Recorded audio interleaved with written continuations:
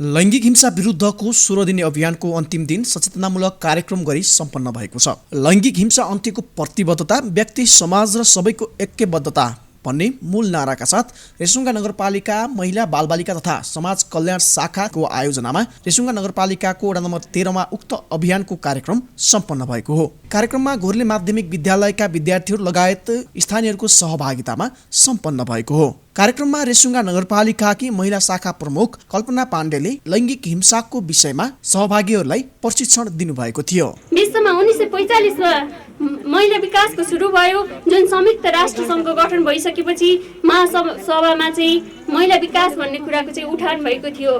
भाइ बहिनीहरू सबैजना कपीहरू पनि छ है, टिप्दै गर्नु है। हजुरहरूलाई धेरै काम लाग्छ पछिसम्म नै। अनि गाउँमा गएर घरमा गएर पनि भन्न सकिन्छ आज के सिकेर आयो त भन्दा मैले यस्तो सिकेँ भनेर कपी हेरेर भन्दा पनि हुन्छ। सबैजना आफ्नो कपीमा टिप्ने है त। र यसै गरी महासभा संयुक्त राष्ट्र सङ्घमा चाहिँ महिला विकासको सुरुवात भयो भन्ने कुरालाई अगाडि बढी सँगसँगै 1948 मा भएको मानव अधिकारको प्रतिवेदनले चाहिँ महिला पुरुषलाई समान किसिमको ज्याला दिनुपर्छ भन्ने, मजदुरीमा चाहिँ समान हुनुपर्छ भन्ने कुरालाई चाहिँ उठान गरेको पाइन्छ। जुन 1948 मा भएको मानव अधिकारको प्रतिवेदनले आज मानव अधिकार दिवस पनि हो, एउटा महत्त्वपूर्ण दिवस हो। त्यसबाट चाहिँ महिला पुरुषहरूलाई समान ज्याला दिनुपर्छ भन्ने कुराको सुरुवात भएको रहेछ। टिप्नु भएको छ नि है। र यसै गरी विश्वव्यापी रूपमा 1950 देखि 1970 सम्म महिलालाई कल्याणकारी दृष्टिकोणबाट हेरिएको पाइन्छ। महिलाहरूलाई समान संरक्षण गर्नुपर्छ, महिलाहरू कमजोर छन् उनीहरूलाई सहानुभूति दिनुपर्छ भन्ने गरेको पाइन्छ। जुन बेला चाहिँ महिलाहरूलाई एउटा वस्तुको रूपमा लिन्थ्यो, कुनै कुनै अहिले पनि देख्न सकिन्छ कुनै कुनै विज्ञापनहरूमा महिलाहरूलाई नै प्रस्तुत गरिन्छ। भित्री कपडा लगाएर प्रस्तुत हुने विज्ञापनहरूमा पुरुष नराखेर महिलाहरू नै राखिन्छ। जस्तै हाम्रो प्रजननको त्यो विज्ञापनहरूमा पनि महिलाहरू नै पाइन्छ। त्यतिखेर पनि वस्तुको रूपमा लिएको रहेछ, जसबाट त्यतिखेर नै विकासमा महिला ह्युमन एन्ड डेभलपमेन्ट भन्ने गरियो। र 1970 देखि 1990 को दशकमा चाहिँ विकासमा महिला भन्दा पनि महिला र विकास आवश्यकता छ भनेर कुरा ल्याइएको पाइन्छ। त्यो 1970 देखि 1990 को दशकमा चाहिँ महिलाहरूलाई पनि छुट्टै खालको बजेट चाहिन्छ, महिलाहरू पनि हिंसामा परे भनेर कानुनमा सहभागिता गराउने कुरा जस्ता कुराहरू चाहिँ अगाडि बढेको पाइन्छ। यसै गरी 1990 देखि 1910 सम्ममा चाहिँ जेन्डर डेभलपमेन्टका कुराहरू अगाडि बढेको पाइन्छ, जस अन्तर्गत लैङ्गिकता र विकास सँगसँगै जोडेर आउने कुराहरू हुन् भनेर अगाडि बढ्यो। जसमा महिला मात्र होइन, जो पीडित छ त्यो वर्गको कुरालाई उठाएको पाइन्छ। अधिकारमा आधारित हुनुपर्छ, जो पिछडिएको छ महिला मात्र होइन पुरुष पनि पिछडिएको हुनसक्छ, जो पिछडिएको वर्ग छ त्यसलाई हेर्नुपर्छ भन्ने अवधारणाको विकास चाहिँ हाम्रो 1990 देखि 1910 सम्म विश्वव्यापी रूपमै भएको पाइन्छ। यसै गरी यही विकास क्रम सँगसँगै नेपालमा पनि विभिन्न संविधानहरूमा महिला अधिकारका कुराहरू, महिलाका कुराहरू थप भइसकेका छन् भने हाम्रो 72 सालमा जुन आएको थियो संविधान, यहाँहरूलाई थाहा नै छ, त्यो संविधानमा पनि महिलाका कुराहरूलाई समावेश गरेर आएको छ, जसमा नागरिकताको व्यवस्था छ। नागरिकताको व्यवस्थामा चाहिँ आमाको नामबाट नागरिकता दिने व्यवस्था गरेको पहिलो संविधान चाहिँ हाम्रो नेपालको संविधान 2072 रहेको छ। यसै गरी महिलाको हकलाई मौलिक हकको रूपमा पनि राखिएको छ, जुन धारा 38 मा छ। भाइ बहिनीहरू टिप्नु होला है, सबैले काम लाग्छ। धारा 38 मा चाहिँ महिलाको हक भनेर व्यवस्था गरिएको छ, जस अन्तर्गत महिलालाई लैङ्गिक भेदभाव बिना समान वंशीय हक हुनेछ भन्ने कुरा व्यवस्था गरिएको छ। यसै गरी सुरक्षित मातृत्व र प्रजनन स्वास्थ्य सम्बन्धी कुरालाई पनि त्यही महिलाको हकमा नै जोडिएको छ। महिलाहरू चाहे भने प्रजनन मातृत्व कति सन्तान जन्माउने, कहिले जन्माउने भन्ने कुरामा महिलाको पनि प्रतिनिधित्व हुने कुरालाई हाम्रो संविधानमा नै व्यवस्था गरिएको छ। यसै गरी कुनै खालको हिंसा भयो भने चाहिँ दण्ड दिने र हिंसा भएको कारणले त्यसबाट पुगेको क्षतिमा चाहिँ क्षतिपूर्ति पाउने कुरा पनि महिलाको हकमा व्यवस्था गरिएको छ। यसै गरी कुनै पनि खालको विभेद नगरिने व्यवस्था त्यहाँ गरिएको छ। कानुन निर्माणमा महिला प्रतिनिधित्व सुनिश्चित पनि गरेको छ, जस अनुसार हाम्रो सङ्घीय संरचनामा गइसकेपछि सङ्घ, प्रदेश र स्थानीय तहमा अनिवार्य रूपमा महिलाको प्रतिनिधित्व गर्ने व्यवस्था पनि यसै संविधानबाट नै भइरहेको छ, जस अन्तर्गत हाम्रो रेसुङ्गा नगरपालिकामा पनि हाम्रो उपप्रमुख यहाँ हुनुहुन्छ, उपप्रमुख हुनुहुन्छ, कार्यपालिकाको सदस्य हुनुहुन्छ। त्यो देन भनेको हाम्रो संविधानकै देन हो। त्यसकारण हामी यहाँ उपस्थित भएका छौँ, हजुरहरूलाई कुराहरू सेयर गर्न पनि पाएका छौँ। यसै गरी धारा 18मा चाहिँ समानताको हकको व्यवस्था गरिएको छ। सबै समान हुनुपर्छ, समानताका कुराहरू अगाडि ल्याउनुपर्छ भन्ने कुरालाई जोड दिएको छ। धारा 41मा सामाजिक न्यायको हकलाई सबैलाई समान व्यवहार गर्नुपर्छ भन्ने कुरालाई सामाजिक न्यायको रूपबाट विकास गरिएको छ। यसै गरी धारा भाग 27 को धारा 252मा राष्ट्रिय महिला आयोगको गठन गरिएको छ, जस अन्तर्गत जुन हाम्रो मूल प्रवाहमा रहेर काम गरिरहनुभएका महिलाहरूले कानुन निर्माणमा पनि यस्ता कानुनहरू राख्नुपर्छ भनेर दबाब दिनको लागि महिला आयोगको व्यवस्था गरिएको छ। व्यक्तिको मन्जुरी बिना करडी गर्ने आशयले कसैले पनि आफ्नो पति र पत्नी बाहेक, पति र पत्नीमा चाहिँ छुट हुन्छ किनकि विवाह गरिसकेको हुन्छ, उनीहरूमा छुट हुन्छ, उनीहरू बाहेक अरूलाई कुनै मनसायले समातेमा, संवेदनशील अङ्ग छोएमा, निसँग अश्लील कुराहरू शब्दहरू व्यवहार गरेमा, मौखिक वा लिखित वा साङ्केतिक रूपमा प्रयोग गरेमा, त्यस्तो खालको व्यवहार गरेमा यौन दुर्व्यवहार गरेको मानिनेछ र कसैको पनि भित्र लगाएको भित्री वस्त्रहरूको कुरा गरेमा, त्यो कुरा गरेमा पनि के लगाएको छौ, कसो गरेको छौ, त्यो कुरा गरेमा पनि त्यो एउटा यौन दुर्व्यवहारको रूपमा चिनिन्छ। हो त्यस्तो गरेमा के सजाय हुन्छ त? कसैलाई यौन दुर्व्यवहार त्यस्तो बोलीमै गरे पनि, लिखितमा गरेर बोलेर लेखेर मैले के गरेको छुइनँ भनेर हुँदैन। इसारामा गरे पनि, त्यस्तो इसारामा गरिएको छ भने पनि 3 वर्षसम्म कैद र 30,000 जरिमानाको व्यवस्था गरिएको छ। यदि कसैले अदालतमा गरे मलाई यसले यस्तो गर्यो, यस्तो भन्यो भनेमा त्यसको कुनै प्रमाण नभए पनि त्यो एउटा सजायको रूपमा लिन सकिन्छ। 3 वर्षसम्म कैद र 30,000सम्म जरिवानाको व्यवस्था गरिएको छ। हो यसै गरी हाम्रो समाजमा अहिले लास्ट टाइममा देखिएका बालकदेखि वृद्धसम्म र यो युवा अवस्थाको त कुरा धेरै नै आइरहेको छ। त्यसबाहेक पनि अहिले लास्ट टाइममा बालकहरू, बालिकाहरू र वृद्धहरूसम्म बलात्कारमा परिरहेका छन्। यसरी बलात्कारमा संलग्नता भएको व्यक्तिलाई 20 वर्षसम्म कैद र सोही अनुरूपको क्षतिपूर्तिको व्यवस्था चाहिँ यो ऐनले गरिरहेको छ। यसै गरी हालै नेपाल सरकारले एउटा तेजाब र अन्य घातक रासायनिक पदार्थ नियमन अध्यादेश 2077 जारी गरिसकेको छ, जुन हाम्रो यही 77 असोज 12 गते जारी गरेको थियो। त्यो ऐनमा चाहिँ के कुरा गरिएको छ भने कसैले खुल्ला रूपमा एसिड किन्न नपाइने, यदि किन्नु परेमा कुनै प्रयोजनको लागि किन्नु परेमा त्यो बन्द बाटोमा किन्नुपर्ने र त्यसको लागि पनि सम्बन्धित जिल्ला प्रशासन कार्यालयको अनुमति लिनुपर्ने कुरामा जोड दिएको छ। यसै गरी एसिड आक्रमण गरेमा कुन सजाय हुन्छ त? एसिड आक्रमण भएमा कसैको नाक, कान, घाँटी तथा संवेदनशील अङ्गमा क्षति पुगेमा जसले एसिड हानेको छ त्यसको सम्पत्ति तुरुन्त रोक्का गर्ने व्यवस्था गरेको छ र तुरुन्त सम्पत्ति रोक्का गरिसकेपछि क्षतिपूर्ति पनि उपलब्ध गराउने व्यवस्था रहेको छ र यस्तो गर्ने व्यक्तिलाई, एसिड आक्रमण गर्ने व्यक्तिलाई चाहिँ 20 वर्षसम्म कैदको व्यवस्था गरिएको छ। त्यो एसिड छर्किएको चाहिँ 35 दिनभित्र चाहिँ उजुरी दिनुपर्ने हुन्छ। यस्तै कार्यक्रममा नगरपालिकाका सूचना अधिकृत शङ्कर गौतमले लैङ्गिक हिंसा के कसरी हुन्छन् भन्ने विषयमा थप प्रकाश पार्नु भएको थियो।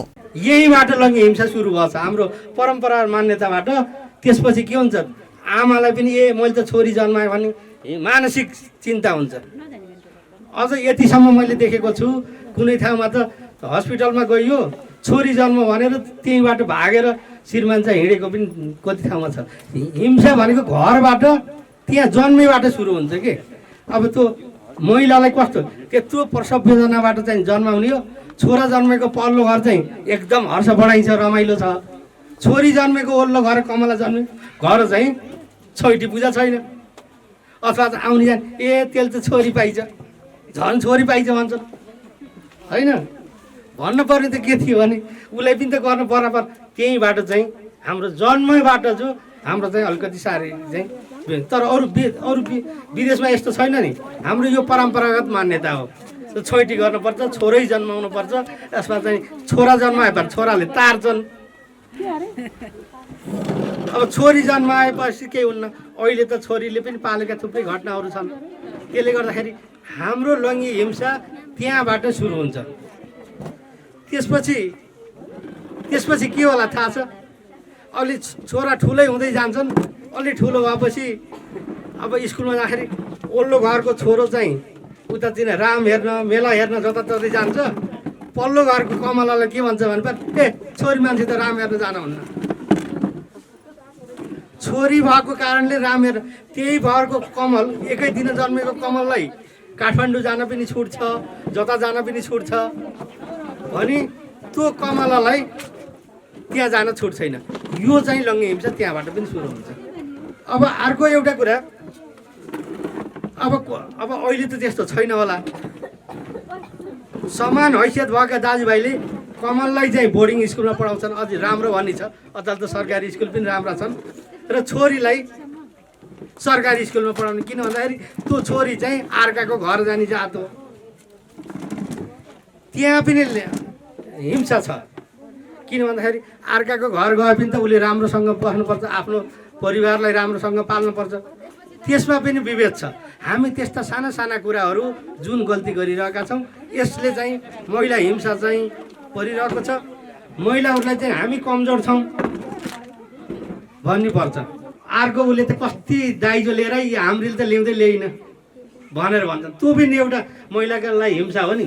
अथवा चाहिँ केही ल्याइन, अरू केही भन्नु परेन, हाम्रो त केही इज्जतै राखेन भन्ने भन्छन्। त्यहाँ हेर्नु भन्दाखेरि त्यो महिलालाई, त्यो छोरीलाई त्यो अर्को बिहा भएर घर जाँदा कति पिर पर्छ होला। सती प्रथा थियो, हेर्नु त, सती प्रथा चन्द्र शमशेरले सती प्रथाको अन्त गरे, हुने त रहेछ। अब उहाँले सिन्दुर पोते लाएर घर आउनु केही होला त? रेणुका नेपाल, उहाँको श्रीमान के एउटा सामान्य परिवारको हो, उहाँ चाहिँ एउटा गृहिणी मान्छे हो, उहाँ चाहिँ घरको। उहाँले मृत्यु हुने बेलामा के भन्नुहुन्छ भने तिमीले चाहिँ मेरो सिन्दुर पोते चाहिँ लगाइरहनु भनेर भन्नुहुन्छ। त्यसपछि जन्ती गए, मलाम गएपछि चाहिँ उहाँले चाहिँ मलाई श्रीमानले चाहिँ यो मेरो उपहार हो, मैले बिहा गरेर तिमीलाई दिएको, यो तिमीले चाहिँ नपुछ भनेर भन्नुहुन्छ। म के गरौँ भनेपछि त त्यहाँ कुनै एउटा मलामीले त्यहाँ साहस गरेर तिमीले चाहिँ यो सिन्दुर पोते फाल भनेर उहाँ चाहिँ सिन्दुर पोते लाएर अहिले क्रिया गर्नुहुन्छ। आज 5औं दिन हो, त्यसैले परिवर्तन त हुँदो रहेछ नि त। हिजो सती जाँदाखेरि सती जानै पर्ने बाध्यता थियो, त्यो पनि हट हो। अब त्यसपछि गएर चाहिँ अब यो केही हाम्रा मूल्य मान्यताहरू, धार्मिक संस्कारहरूले पनि यस्तो चाहिँ कुराहरू लेखेको रहेछन् जसले गर्दाखेरि महिलाहरूलाई चाहिँ महिला हिंसा भएको छ। अब हिंसा चाहिँ हाम्रो चाहिँ एउटा शारीरिक हिंसा हुन्छ, एउटा मानसिक हुन्छ, एउटा सामाजिक हुन्छ, एउटा यौनिक अथवा लैङ्गिक हिंसा हुन्छ। एउटा चाहिँ यो यौनिक हिंसा र अथवा दुर्व्यवहार हुन्छ। जस्तै शारीरिक हिंसा भनेको घरमा कुटपिट गर्ने, त्यो ठ्याक्कै देखिन्छ। कसैले कसैलाई हिंसा गर्यो भने चोटपटो पिट्छ, गाली बेइज्जती, यसको मुद्दा पनि लाग्न सजिलो हुन्छ, अदालतले उसलाई पनि पुलिसहरूलाई पनि सजिलो हुन्छ। तर मानसिक हिंसा एउटा यस्तो अचम्मको हिंसा छ, त्यसको चाहिँ कहीँ चोट हुन्न। एउटा घरमा एकदम पिर परेर कसैले भन्यो, अथवा श्रीमानले श्रीमतीलाई भन्यो, सासूले बुहारीलाई भन्यो, अथवा बुहारीले सासूलाई भन्यो, कसैले पनि पिर पर्ने कुरा भन्यो भने त त्यो दिमागमा रोइरहन्छ। त्यो हिंसा जतिको चाहिँ अझै खतरा हिंसा चाहिँ केही हुन्न होला जस्तो लाग्छ मलाई चाहिँ। मैले અહીં सङ्केत गरेको थिएँ नि दाइजोको कुरा चाहिँ, त्यो दाइजोको कुराले महिलालाई कति हिंसा गर्छ होला। एउटा जन्मेको छोरा चाहिँ त्यसले त छोरो पनि जन्माउनु सकिन भनेर त्यो भनेको महिलालाई कति पीडा पर्छ होला, कति हिंसा हुन्छ होला। मैले यही कमला र कमल र कमलाको उदाहरण दिएको थिएँ नि सुरुमा। किन भन्दा कमला हुँदाखेरि खुसी हुन्छ, अर्काको घर एकदम बढाइ छ, उत्सव छ, पल्लो घरमा चाहिँ एकदम सुनसान र ऊ छ। जन्मको त एउटै त हो जन्मेको। त्यस्ता किसिमका कुराले पनि मानसिक हिंसा चाहिँ त्यस्ता कुराको हिंसा हुन्छ भने अर्को सामाजिक हिंसा छ। यस्ता हिंसाहरू पनि छन्। अब कसरी चाहिँ यसलाई चाहिँ चेन्ज गर्न सकिन्छ त भन्ने भने आफैले गर्न सकिन्छ। सङ्गठित हुन पनि एउटा चाहिँ जरुरी छ।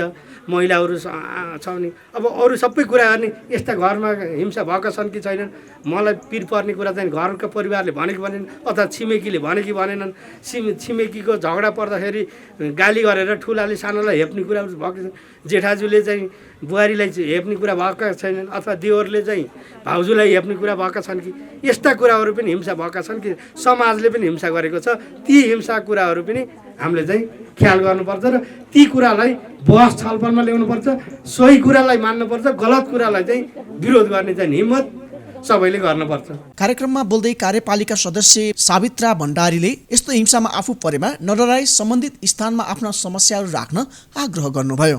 आफ्नो अधिकार खन्नको लागि हामी अन्यायमा परेका छौँ भने कसैसँग डराएर होइन, मेरो घर परिवारबाट म बाहिरिन्छु कि बहिष्कारिन्छु कि मेरो परिवारले मलाई हेला गर्छ कि मेरो श्रीमानले मलाई अस्वीकार गर्नुहुन्छ कि मैले यी मेरा समस्याहरू राखेँ भने म यो समाजबाट टाढा हुन्छु कि भन्ने मानसिकता हटाउनु पर्यो। हामी जबसम्म आफ्नो समस्या नै राख्न सक्दैनौँ भने अर्काको समस्या कसरी राखिदिउला र भन्ने एउटा चेतनामूलक यही कार्यक्रम नै हो भन्दा हुन्छ। अहिले त धेरैजनाले बुझिसक्नु भएको छ, अन्याय सहन सक्नुहुन्न र आफूले पनि अन्याय अरूलाई गर्नु भएन, फेरि अर्काले गरेको अन्याय त सहन सकिँदैन, तर आफूले अरूलाई अन्याय गरेको छ नि उसले पनि सहन सक्दैन। त्यस कारणले गर्दा हजुरहरूले पनि अन्याय गर्दिन र म अरूलाई पनि गर्दिन र अरूले मलाई नगरोस् भनेर यहाँ प्रतिबद्धता अघि जाहेर गरिसक्नु भएको छ। यस्तै नगरपालिकाकी उपप्रमुख सीता भण्डारीले यस्तो कार्यक्रमहरूबाट सिकेका कुराहरूलाई व्यावहारिक रूपमा प्रयोग गर्न आग्रह गर्नुभयो। यो अभियानबाट सिकेका कुराहरूलाई अनुसरण गर्न सकेमा यस्ता हिंसाहरू न्यूनीकरण गर्न सकिने उपप्रमुख भण्डारीले बताउनुभयो। यो अभियानलाई सधैँ हामीले जसरी 16 दिन अभियान सञ्चालन गर्दैछौँ, यो सञ्चालन गरेका अभियानबाट सिकेका कुराहरूलाई हामीले दैनिक रूपमा यदि हामीले यसलाई अनुसरण गर्यौँ भने पक्कै पनि यसलाई न्यूनीकरण गर्न सक्नेछौँ। तर जति कुरा हामीले सुन्यौँ सिक्यौँ त्यो कुरालाई सुनेर सिकेर यही छोडेर गयौँ भने यसबाट कुनै पनि प्रतिफल हामीले लिन सक्दैनौँ। त्यसैले मैले विद्यार्थी भाइ बहिनीहरूलाई के अनुरोध गर्न चाहन्छु भने अहिले यो सामाजिक सञ्जालको धेरै प्रयोगको मात्रा बढेको छ र यसमा अत्यन्तै राम्रा कुराहरू पनि छन् र अत्यन्तै नराम्रा कुराहरू पनि छन्। त्यसैले हाम्रो भविष्य बनाउन कस्ता किसिमका कुराहरूलाई हामीले सिक्ने, कस्ता हेर्ने र त्यसबाट हामीले के ज्ञान लिने भन्ने कुराको निर्णय तपाईँ आफै गर्नुपर्छ। त्यसैले तपाईँहरूले सामाजिक सञ्जालमा लेखिएका विभिन्न कुराहरू आफूलाई उपयोगी हुने कुराहरू मात्र तपाईँहरूले त्यसबाट लिनुहोस्। वास्तवमा भन्ने हो भने आजका विद्यार्थी भाइ बहिनीहरू भनेका भविष्यका देशका कर्णधार हुन्। देश बनाउने जिम्मा तपाईँहरूको हो। त्यसैले तपाईँहरूले आजैबाट यदि गलत खालका केही कुराहरूलाई यदि हेर्ने त्यस्तो गर्नुभएको छ भने कृपया त्यसतर्फ तपाईँहरूको ध्यान नजाओस्। म तपाईँहरूलाई यही अनुरोध गर्न चाहन्छु, भविष्य बनाउने आफ्नो जिम्मा हो, आफैले गर्नुपर्छ। त्यसैले तपाईँहरू राम्रा कुराहरू मात्र सिक्ने, ज्ञान हासिल गर्ने उमेर भएको हुनाले त्यसैमा मात्र तपाईँहरूको ध्यान जानेछ भन्ने मैले अनुरोध गर्न चाहन्छु। हाम्रा 14वटा वडा नगरपालिकाभित्र रहेको हुनाले हामी आइसके पछाडि यस्ता कार्यक्रमहरू हामीले धेरै वडामा गर्दै आएका थियौँ। अहिले कोभिडका कारणले हामीले थुप्रै वडामा जान नसके तापनि 2-3 वडामा मात्र हामी जान सक्यौँ। अब फेरि पनि हामीले यस्ता कार्यक्रमहरू ल्याउन अवसर मिलेको खण्डमा हामी आउनेछौँ। तर वडाको आवश्यकता, वडाको चाहना अनुसार नगरपालिकाले बजेट वडामा नै विनियोजन गरेको हुनाले तपाईँहरूको चाहना आवश्यकता अनुसार वडाले नै कार्यक्रमहरू गर्नेछन्। त्यसमा तपाईँहरूको माग अनुसार उहाँहरूले सम्बोधन गर्नुहुनेछ। हाम्रो सांस्कृतिक, राजनीतिक, आर्थिक हरेक कुराले हामी महिला दिदीबहिनीहरू पछाडि परेका छौँ।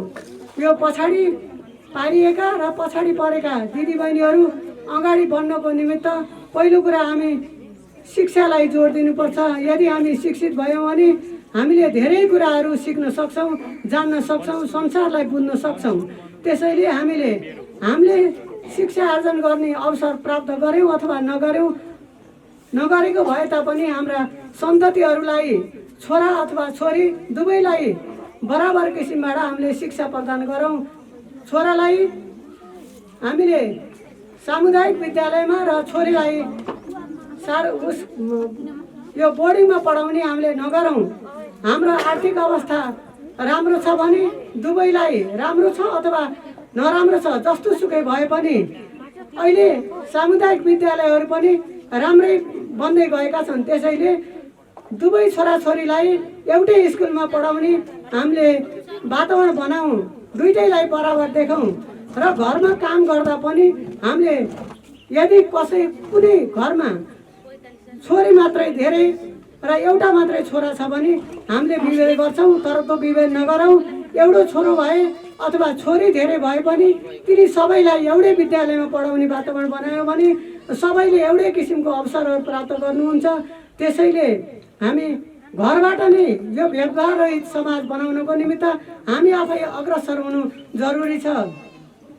साथै घरमा काम गर्दा पनि छोरालाई काम गर्न नलगाउने, खेल्न लगाउने र छोरीलाई मात्र काम गर्ने पनि नगरौँ। हामीले भेदभाव हामी आमा बुवा दुवैबाट हुने गरेको छ।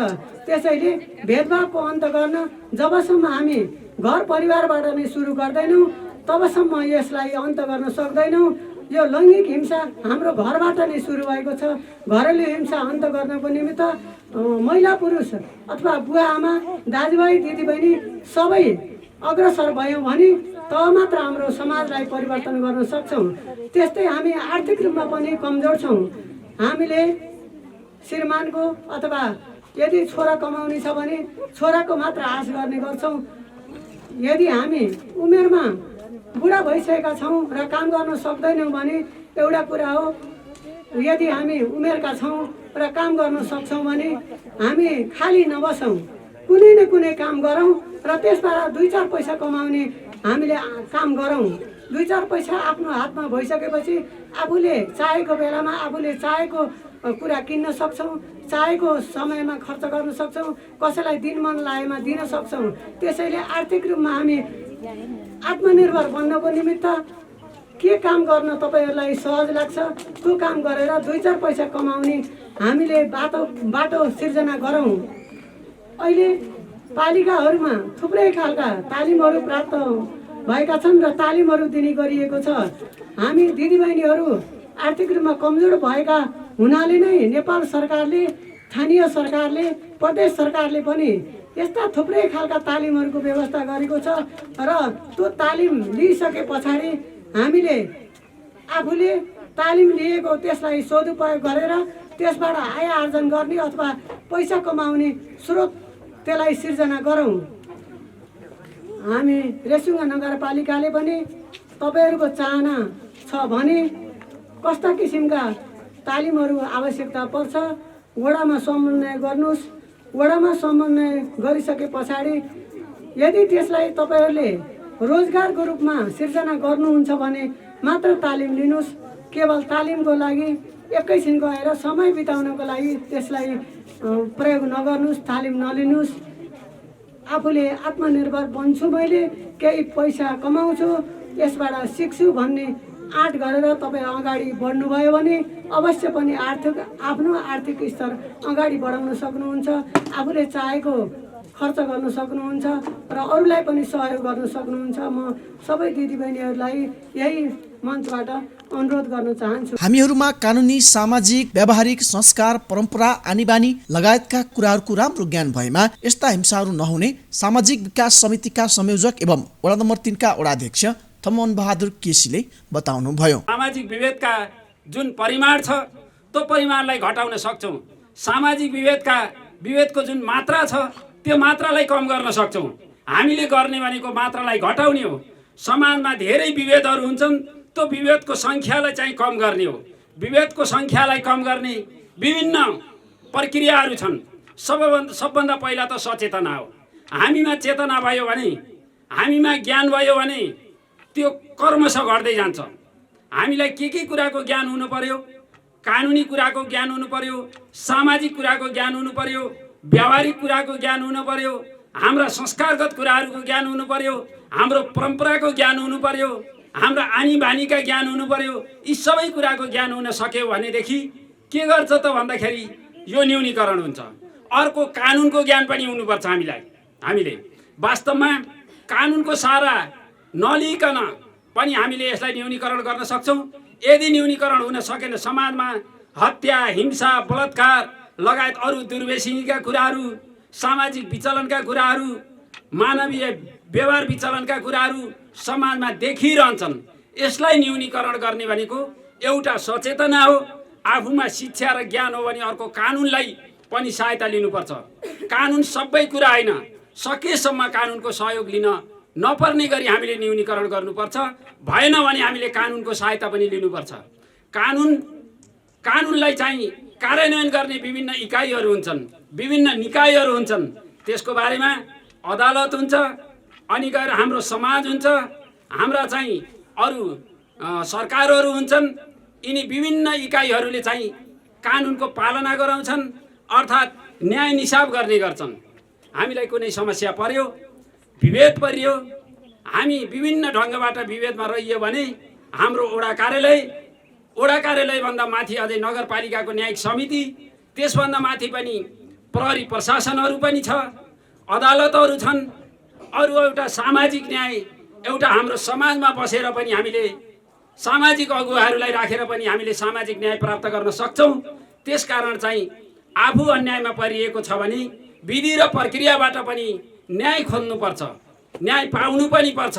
तर हाम्रो समाजमा जति जति शिक्षाको स्तर बढ्दै गएको छ, चेतनाको स्तर बढ्दै गएको छ, हामी शिक्षित र चेतनशील हुँदै गइरहेका छौँ, हामीले व्यवस्था परिवर्तन गरिरहेका छौँ।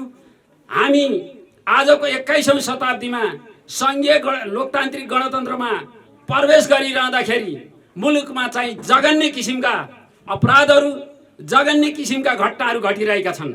बलात्कारदेखि लिएर ठुला ठुला घटनाहरू, जो बलात्कार मात्रै होइन, मान्छेको बलात्कारपछि हत्या गर्ने खालका कुराहरू पनि भइरहेका छन्, न्याय नपाइरहेका कुराहरू छन्। त्यसकारण यस्ता यदाकदा यस्ता घटनाहरू पनि देखिने गर्छन्। यी घटनाहरूलाई न्यूनीकरण गर्नको लागि पनि हामीलाई सचेतनाको खाँचो छ, चेतनाको खाँचो छ, शिक्षाको खाँचो छ। हामीले बाटो खन्ने, हामीले खानेपानी ल्याउने, हामीले चाहिँ विद्यालय बनाउने, हामीले अरू मन्दिर बनाउने मात्रै विकास होइन। हामीमा जबसम्म चेतना हुँदैन, जबसम्म शिक्षा हुँदैन, विद्यालयलाई सञ्चालन गर्ने हामीमा ज्ञान हुँदैन, खानेपानीले राम्रो तरिकाले उपयोग गर्ने ज्ञान हुँदैन, अर्थात् बाटो सञ्चालन गर्ने हामीलाई ज्ञान हुँदैन, तबसम्म चाहिँ यी विकासका पूर्वाधारहरूले दायित्व लिन सक्दैनन्। त्यसको लागि पनि सचेतना चाहिन्छ। यस्ता कुराहरू, यस्तै कामहरू गर्दै गर्दाखेरि पनि विभिन्न किसिमका विभेदहरू देखिएका छन्। महिलाहरूलाई अहिले कानुनले व्यवस्था गरेको छ। महिलाहरूलाई हाम्रा अहिलेको अपराध संहिता र देवानी संहिताहरूले केही विशेष व्यवस्था गरेको छ। यसको बारेमा हाम्रा विद्यार्थी बहिनीहरू अनि महिला दिदीबहिनीहरू सके आफै अध्ययन गर्नुहोस्, नसके चाहिँ त्यस्ता कुराहरू सोधेर खोजेर आफ्नो हक अधिकार, आफ्नो न्यायको लागि, आफ्नो निसाबको लागि चाहिँ तपाईँहरू अगाडि बढ्न सक्नुभयो भने यस्ता हाम्रा सचेतनामूलक कार्यक्रमले चाहिँ सार्थकता पाउँछ। नभए हामी आजको 3 घण्टा 4 घण्टाको बसाइ, 3 घण्टा 4 घण्टाको छलफललाई सार्थक बनाउन सक्दैनौँ। त्यसकारण चाहिँ मैले के अनुरोध गर्छु भने कानुन यस्तो चिज रे, कानुन चाहिँ कुनै पनि मुलुकमा, कुनै पनि समाजमा चाहिँ अपरिहार्य छ। कोही लिखित हुन्छ, कोही अलिखित हुन्छ। कोही हाम्रा सामाजिक मूल्य, परम्परा, संस्कारहरू तिनीहरू सबै अलिखित छन्, तैपनि ती कानुन हुन्। कतिपय कुराहरू हाम्रा धर्मशास्त्र नीति नियममा चाहिँ व्यवस्था गरिएका छन्, तिनी पनि लिखित र अलिखित दुवै हुन सक्छन्। कतिपय कुराहरू चाहिँ कानुन संविधानमा, कानुनमा चाहिँ लिखित दस्तावेजको रूपमा रहेका हुन्छन्। तिनीहरूलाई चाहिँ आधार लिएर हामीले न्याय प्राप्ति गर्ने हो। हामीले चाहिँ यस्ता घटनाहरूलाई, अर्थात् लैङ्गिक हिंसालाई, समाजमा हुने सबै किसिमका हिंसालाई चाहिँ न्यूनीकरण गर्ने हो। त्यसकारण चाहिँ त्यतापट्टि सचेत हुनुपर्छ। कानुन नजानेकै कारणले चाहिँ मैले घटना घटाएँ भनेर कसैले छुट पाउँदैन। मान्छे मारेर चाहिँ हामी जेल जान पर्छ भन्ने कुरा थाहा नभएको कारणले मैले मान्छे मारेँ भनेर कसैले छुटकारा पाउन सक्छ? पाउँदैन। त्यसकारण चाहिँ अब जबरजस्तीकरणी अर्थात् अरू कुनै किसिमको घटना, मलाई चाहिँ त्यो कानुनमा के व्यवस्था छ, कानुनमा चाहिँ भएको व्यवस्था थाहा नभएका कारणले मैले घटाएँ भनेर कसैले पनि छुटकारा पाउँदैन। त्यसकारण कानुनको ज्ञान हुनुपर्छ, कानुनको जानकारी हुनुपर्छ। हाम्रो मुलुकमा, हाम्रो समाजमा कानुनको बारेमा त्यति ज्ञान लिने, कानुनको बारेमा जानकारी लिने प्रचलन त्यति भइसकेको छैन। विकसित मुलुकहरूमा, पाश्चात्य मुलुकहरूमा, अमेरिका, युरोपतिर कानुनको धेरै अध्ययन गरिन्छ, कानुनको परिपालना गरिन्छ। त्यसै कारणले चाहिँ घटना पनि न्यूनीकरण, घटनामा पनि कमी आएको छ। उनका घटनाहरू हाम्राभन्दा कम भएका छन्। त्यहाँ मानव अधिकारको कुरा, अनि गएर महिला अधिकारको कुरा, बाल अधिकारका कुरा, यस्ता कुराहरूलाई बढी सुरक्षित गर्न सकिएको छ। किन त भन्दाखेरि उनीहरू सचेत छन्, उनीहरूले कानुन जानेका छन्, कानुन बुझेका छन्, घटना घटाउनेले पनि कानुनको डर मानेका छन्। त्यसकारण हाम्रोमा कानुन नबुझेका कारणले, कानुन नपढेका कारणले, कानुनको अध्ययन नभएका कारणले पनि धेरै घटनाहरू घटेका छन्। मैले विशेष गरेर विद्यार्थी भाइ बहिनीहरूलाई यस्ता कानुनको बारेमा बेसी जानकारी लिएर आफ्नो घर परिवारमा, आफ्नो समाजमा, आफ्ना अभिभावकहरूलाई पनि तपाईहरूले शिक्षित गर्नुभयो, तपाईँहरूले दीक्षित गर्नुभयो भने ज्ञानको कुरा हो। ज्ञान चाहिँ सानोबाट लिए पनि हुन्छ, ठुलोबाट लिए पनि हुन्छ, आफ्ना छोराछोरी नाति नातिनाबाट ज्ञान लिए पनि हुन्छ, अरू कसैबाट पनि ज्ञान लिने कुरो चाहिँ जीवन पर्यन्त यो चाहिँ चलिरहने हो। नमरुन्जेलसम्म ज्ञान लिने कुरा, जसलाई अगाडि थापेर जसले जे जानेको छ त्यसबाट ज्ञान लिने, कानुनका कुराहरू बुझ्ने गर्न सकियो भने हाम्रा यस्ता कार्यक्रमहरू लैङ्गिक हिंसादेखि लिएर अरू जुन सामाजिक विचलनहरू, मानवीय विचलनहरूमा कमी आउनेछ भन्ने कुरा राख्दै सामाजिक समितिका संयोजक एवं वडा नम्बर 3 का वडाध्यक्ष थम्मन बहादुर केसीको अध्यक्षता र नगरपालिकाकी उपप्रमुख सीता भण्डारीको प्रमुख आतिथ्यता रहेको उक्त कार्यक्रममा वडा नम्बर 13 का वडाध्यक्ष खुम खत्री,